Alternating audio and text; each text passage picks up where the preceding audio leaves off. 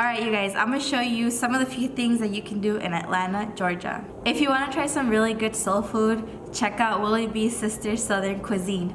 There is one by the Six Flags area and they have a different selection of food items every day, but their food is really good and it has a lot of spice. If you're looking for a way to explore the whole city, I highly recommend the BeltLine. You can get to Ponce City Market from it, you can get to Piedmont Park, and as you're walking through BeltLine, you see other people riding their bikes, you see people renting the scooters, and there's a lot of musicians playing, as well as tiny doors that are part of the hashtag Tiny Door ATL project. So check those out. Additionally, there's a skating park, so you can see a lot of people from tiny ages all the way to teens or adults just doing their tricks and stuff. I went later in the evening so I could see that a lot of people were there after work and it was really nice.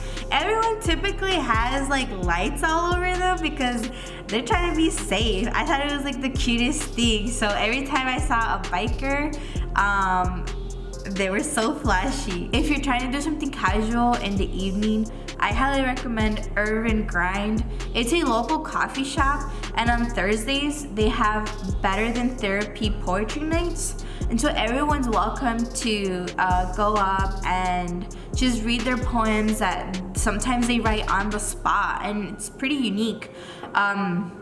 Entry is $5, but I honestly had a blast the day I was there. So another place that I recommend is the Botanical Gardens. It's very beautiful. It's extremely iconic and very unique to Atlanta.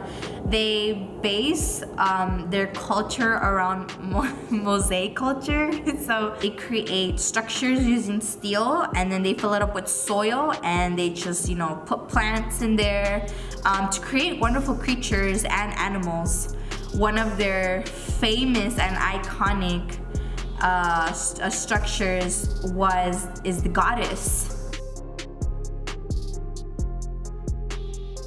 I went during the winter, and so they have the garden lights and they perform wonderful shows. If you have a sweet tooth and you're trying to get some dessert, I recommend Kino Pops. They have creamy popsicles, super delicious, and they also have like cocktail popsicles. So if you want to like sip on a drink and then like dip your popsicle in there, like you can totally do that too if that's your vibe. So they have a window during the summer, which is pretty cool. It's kind of hidden, but if you go during the winter, there's a King of Pops in Ponce City Market.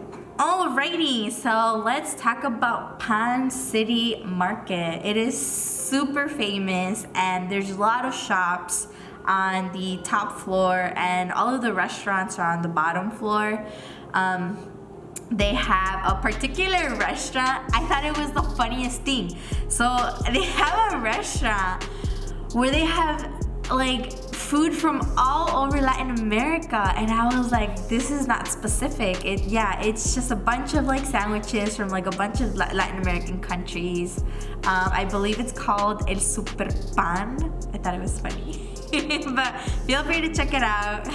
Ponce City Market also is very historical. On top of it was an amusement park back in the 1900s. Alright, so one of like the funnest places to go to is the Trap Music Museum. Originally, it was supposed to be a pop-up museum that T.I. wanted to bring to ATL, but people really liked it and so it stuck around longer. The Trap Music Museum gives you a lot of history of trap music. When you walk in, there is a timeline and all of the history is outlined there. They also have like a room with all of T.I.'s belongings, everything that was confiscated, I believe, in 2007. And there's also there's like a figure of him, or what's supposed to be like his size. And everyone wants to take pictures in front of the pink car. Yes, it is 2 Chainz's pink car from his pink trap house. So check it out. Post on Instagram. Also, admission is just $10. So it's pretty cheap. If you're interested to see some of ATL's artistic culture, check out Krog Street Market Mural Tunnel. They have a bunch of like graphics that people, like everyone just goes there and starts tagging. After that, feel free to go grab some lunch at Krog Street Market. There's a lot of variety too. If you thought the Chat Museum was interesting, you should check out the Coca-Cola Museum. They offer tours. You really get to know all of the history. You get to see where Coca-Cola was originally dispensed. It was just at a pharmacy a couple blocks away from the headquarters. And you can also taste Coca-Cola products from 100 different countries, as well as you can see how Coca-Cola was originally dispensed in the bottle. So I'll show you a really quick clip right now.